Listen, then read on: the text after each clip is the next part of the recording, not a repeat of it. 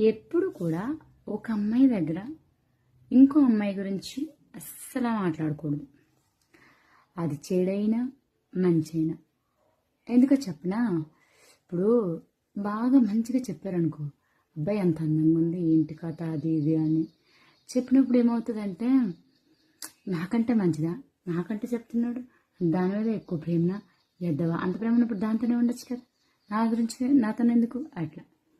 అలా కాదు కూడదు అని, అదా వేస్ట్ మొక్కంది, అసలు మంచిది కాదు, అది ఇదని చెడు చెప్పారే అనుకో, ఎద్ద గట్టి కోకినట్టున్నాడు, దాన్ని పడలేదు కదా. అందుకే ఇష్టం వచ్చినట్టు మెంటలు వచ్చినట్టు ఏది పడితే చెప్పేస్తున్నాడు అని అనుకుంటారు.